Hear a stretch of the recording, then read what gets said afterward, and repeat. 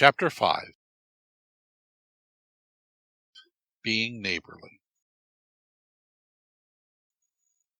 "What in the world are you going to do now, Joe?" asked Meg one snowy afternoon, as her sister came tramping through the hall in rubber boots, old sack and hood, with a broom in one hand and a shovel in the other.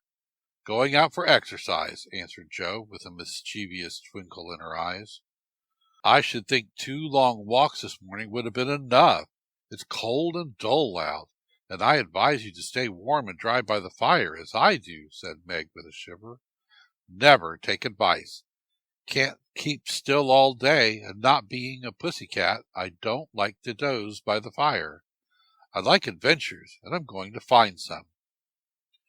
Meg went back to toast her feet and read Ivanhoe, and Joe began to dig paths with great energy. The snow was light, and with her broom she soon swept a path all around the garden, for Beth to walk in when the sun came out and the invalid dolls needed air. Now, the garden separated the Marshes' house from that of Mr. Lawrence. Both stood in the suburb of the city, which was still country-like, with groves and lawns, large gardens, and quiet streets. A low hedge parted the 2 estates. On one side was an old brown house, looking rather bare and shabby, robbed of the vines that in summer covered its walls and the flowers which then surrounded it. On the other side was a stately stone mansion, plainly betokening every sort of comfort and luxury, from the big coach house and well-kept grounds to the conservatory and the glimpses of lovely things one caught between the rich curtains.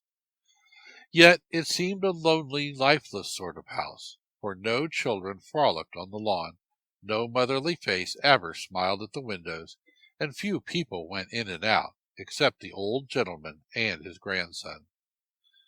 To Joe's lively fancy, this fine house seemed a kind of enchanted palace, full of splendors and delights which no one enjoyed. She had long wanted to behold these hidden glories, and to know the Lawrence boy, who looked as if he would like to be known, if he only knew how to begin. Since the party, she had been more eager than ever, and had planned many ways to make friends with him. But he had not been seen lately, and Joe began to think he had gone away, when she one day spied a brown face at an upper window, looking wistfully down into their garden, where Beth and Amy were snowballing one another. "That boy is suffering for society and fun," she said to herself. "His grandpa does not know what's good for him, and keeps him shut up all alone. He needs a party of jolly boys to play with, or somebody young and lively. I've a great mind to go over and tell the old gentleman so." The idea amused Joe, who liked to do daring things, and was always scandalizing Meg by her queer performances. The plan of "going over" was not forgotten, and when the snowy afternoon came, Joe resolved to try what could be done. She saw Mr. Lawrence drive off, and then sallied out to dig her way down to the hedge, where she paused and took a survey. All quiet, curtains down at the lower windows, servants out of sight, and nothing human visible but a curly black head leaning on a thin hand at the upper window. "There he is," thought Joe. "Poor boy, all alone and sick this dismal day. It's a shame. I'd toss up a snowball and make him look out, and then say a kind word to him." Up went a handful of soft snow, and the head turned at once, showing a face which lost its listless look in a minute, as the big eyes brightened and the mouth began to smile. Joe nodded and laughed, and flourished her broom as she called out, "How do you do? Are you sick?" Laurie opened the window and croaked out as hoarsely as a raven, "Better, thank you. I've had a bad cold, and been shut up a week." "I'm sorry. What do you amuse yourself with?" "Nothing. It's as dull as tombs up here." "Don't you read?" "Not much. They won't let me." "Can't somebody read to you?" "Grandpa does sometimes, but my books don't interest him, and I hate to ask Brooke all the time." Have someone come and see you, then." "There isn't anyone I'd like to see. Boys make such a row, and my head is weak. Isn't there some nice girl who'd read and amuse you? Girls are quiet and like to play nurse." "Don't know any." "You know us," began Joe, then laughed and stopped. "So I do. Will you come, please?" cried Laurie. "I'm not quiet and nice, but I'll come, if Mother will let me. I'll go ask her. Shut the window, like a good boy, and wait till I come." With that, Joe shouldered her broom and marched into the house, wondering what they would all say to her. Laurie was in a flutter of excitement at the idea of having company, and flew about to get ready, for as Mrs. March said, he was, "a little gentleman," and did honor to the coming guest by brushing his curly pate, putting on a fresh collar, and trying to tidy up the room, which, in spite of half a dozen servants, was anything but neat. Presently there came a loud ring, then a decided voice asking for Mr. Laurie, and a surprised-looking servant came running up to announce a young lady. "All right, show her up. It's Miss Joe," said Laurie, going to the door of his little parlor to meet Joe, who appeared, looking rosy and quite at her ease, with a covered dish in one hand and Beth's 3 kittens in the other. "Here I am, bag and baggage," she said briskly. "Mother sent her love, and was glad if I could do anything for you. Meg wanted me to bring some of her blanc mange. She makes it very nicely. And Beth thought her cats would be comforting. I knew you'd laugh at them, but I couldn't refuse. She was so anxious to do something." It so happened that Beth's funny loan was just the thing, for in laughing over the kids, Laurie forgot his bashfulness and grew sociable at once. "That looks too pretty to eat," he said, smiling with pleasure as Joe uncovered the dish and showed the blanc mange, surrounded by a garland of green leaves and the scarlet flowers of Amy's pet geranium. "It isn't anything, only they all felt kindly and wanted to show it. Tell the girl to put it away for your tea. It's so simple you can eat it, and being soft, it will slip down without hurting your sore throat. What a cozy room this is!" "It might be if it was kept nice, but the maids are lazy, and I don't know how to make them mind. It worries me, though." "I'll write it up in 2 minutes, for it only needs to have a hearth brushed, so, and the things made straight on the mantelpiece, so, and the books put here, and the bottles there, and your sofa turned from the light, and the pillows plumped up a bit. Now then, you're fixed." And so he was, for, as she laughed and talked, Joe had whisked things into place and given quite a different air to the room. Laurie watched her in respectful silence, and when she beckoned him to his sofa, he sat down with a sigh of satisfaction, saying gratefully, "How kind you are! Yes, that's what it wanted. Now, please take the big chair and let me do something to amuse my company." "No, I came to amuse you. Shall I read aloud?"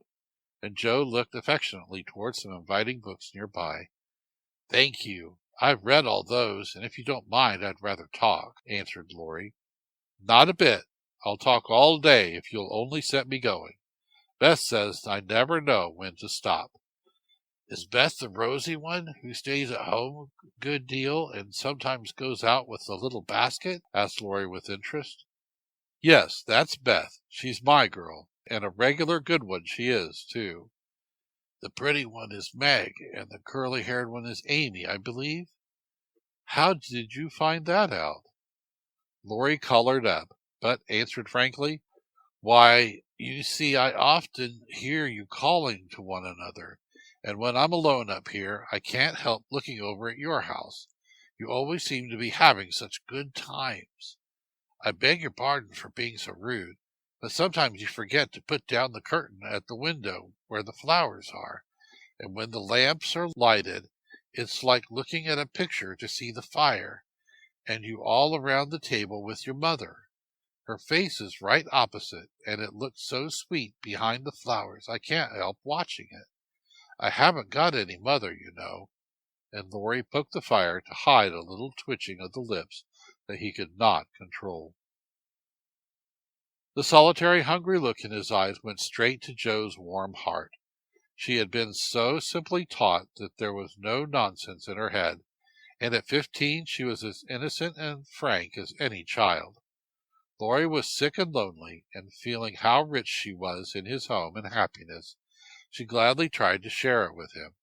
Her face was very friendly, and her sharp voice unusually gentle as she said, "We'll never draw that curtain any more, and I give you leave to look as much as you like. I just wish, though, instead of peeping, you'd come over and see us. Mother is so splendid, she'd do you heaps of good, and Beth will sing to you if I begged her to, and Amy would dance. Meg and I would make you laugh over our funny stage property, and we'd have jolly times. Wouldn't your grandpa let you?"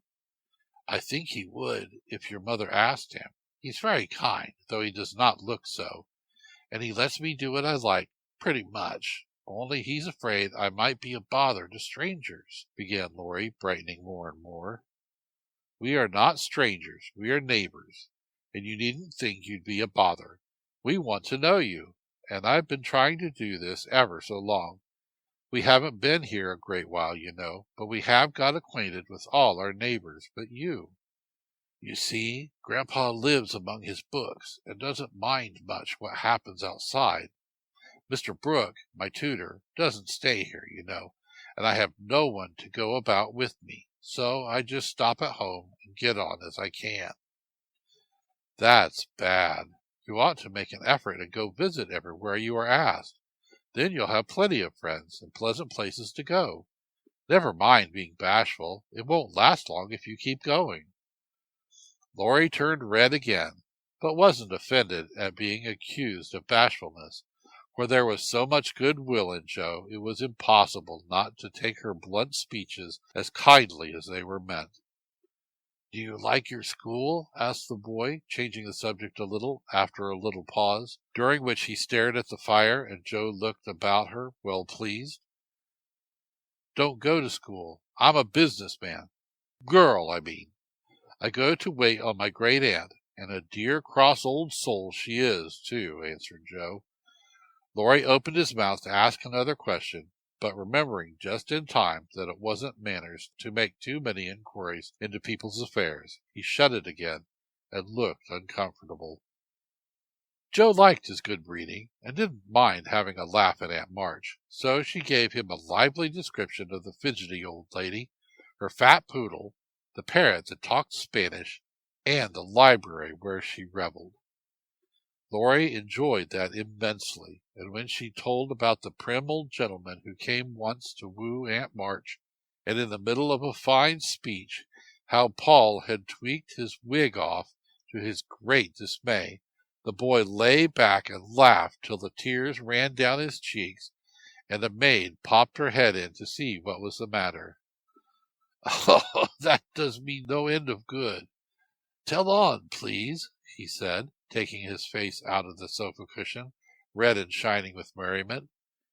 Much elated with her success, Joe did tell on about all their plays and plans, their hopes and fears for father, and the most interesting events of the little world in which the sisters lived.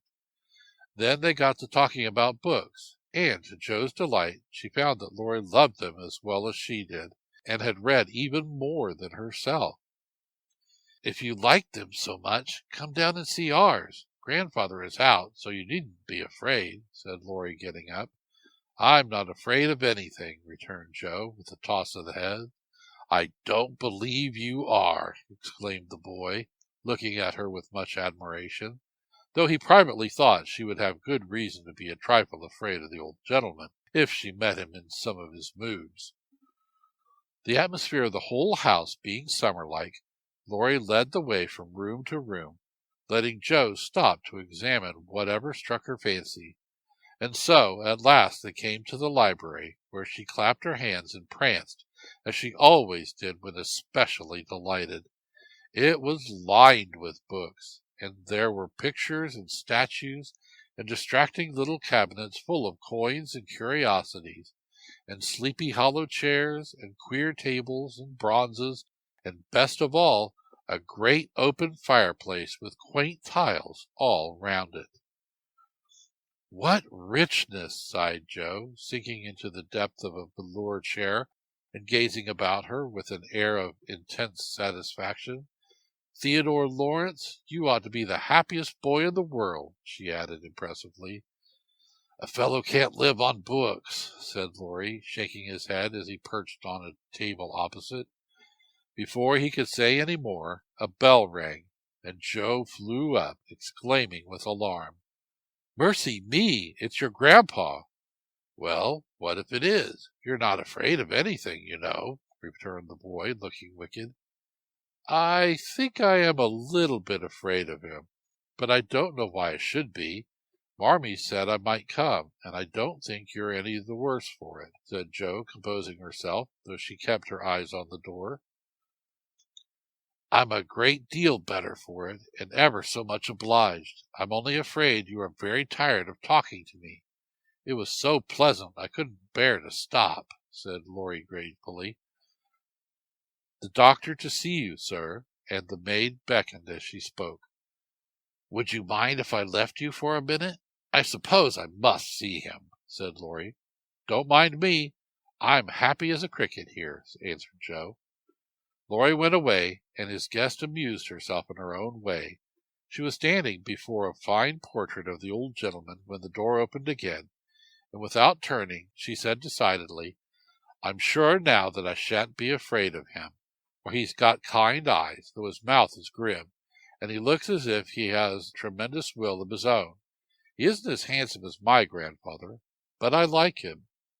"Thank you, ma'am," said a gruff voice behind her, and there, to her great dismay, stood old Mr. Lawrence. Poor Joe blushed till she couldn't blush any redder, and her heart began to beat uncomfortably fast as she thought what she had said. For a minute a wild desire to run away possessed her, but that was cowardly, and the girls would laugh at her, so she resolved to stay and get out of the scrape as she could. A second look showed her that the living eyes, under the bushy eyebrows, were kinder even than the painted ones, and there was a sly twinkle in them, which lessened her fear a good deal.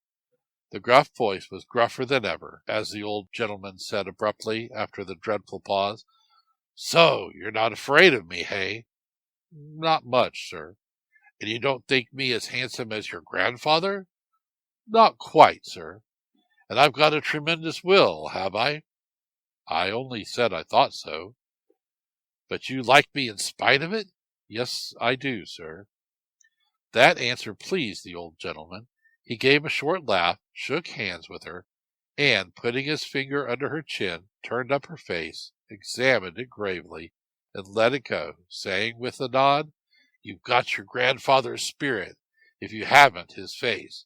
He was a fine man, my dear, but what is better, he was a brave and honest one, and I was proud to be his friend." "Thank you, sir." And Joe was quite comfortable after that, for it suited her exactly. "What have you been doing to this boy of mine, hey?" was the next question, sharply put.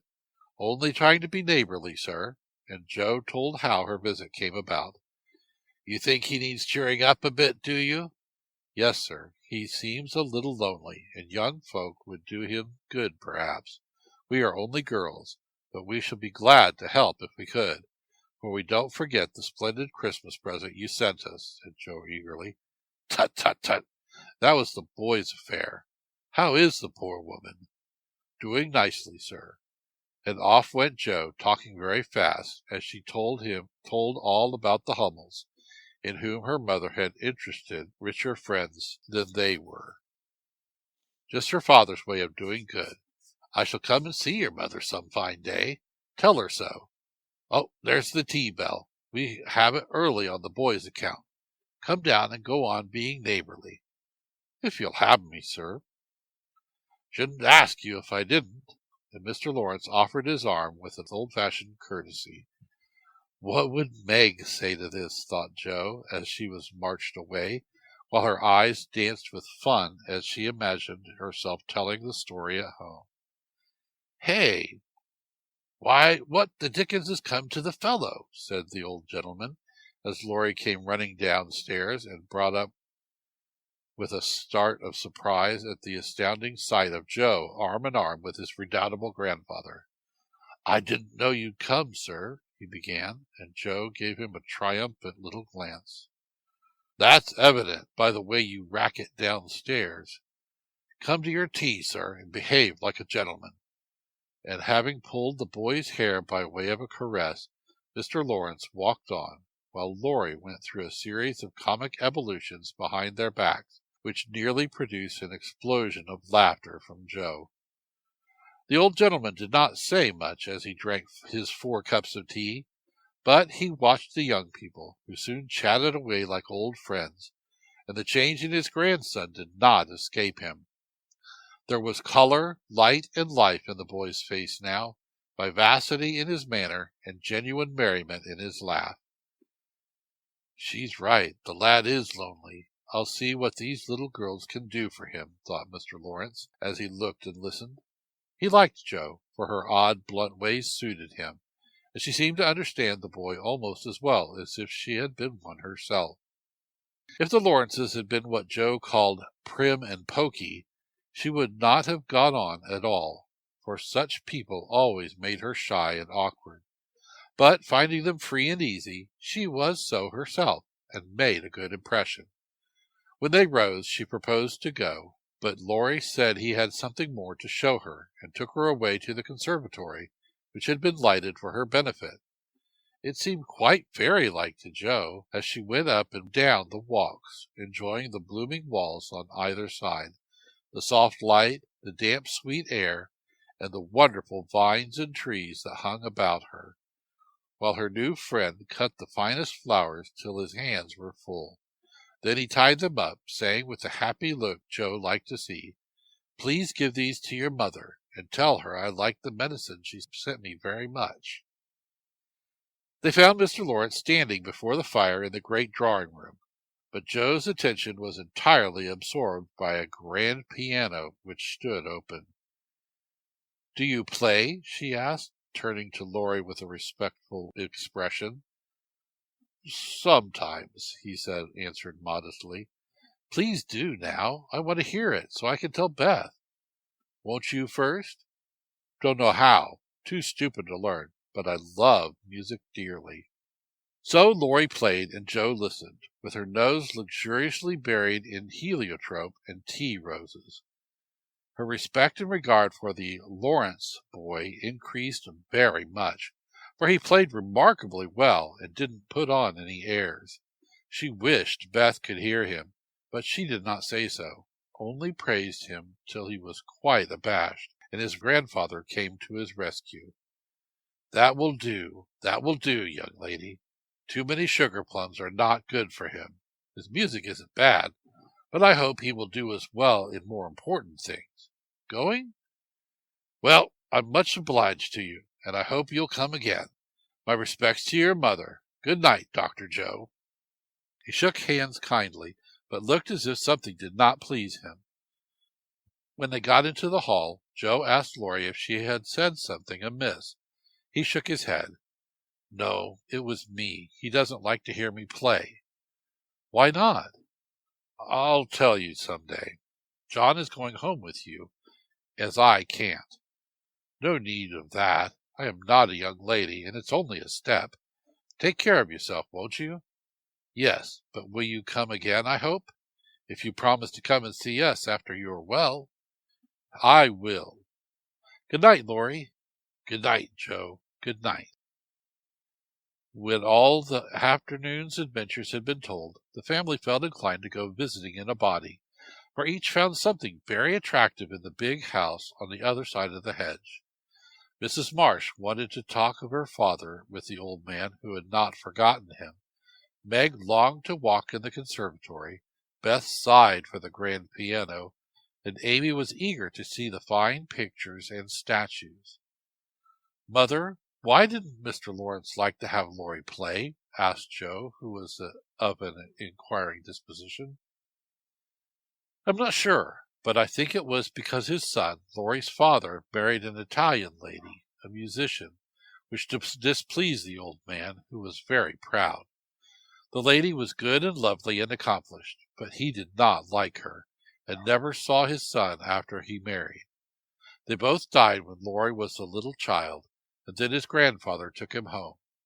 I fancy the boy, who was born in Italy, is not very strong, and the old man is afraid of losing him, which makes him so careful. Laurie comes naturally by his love of music, for he is like his mother, and I dare say his grandfather fears that he may want to be a musician.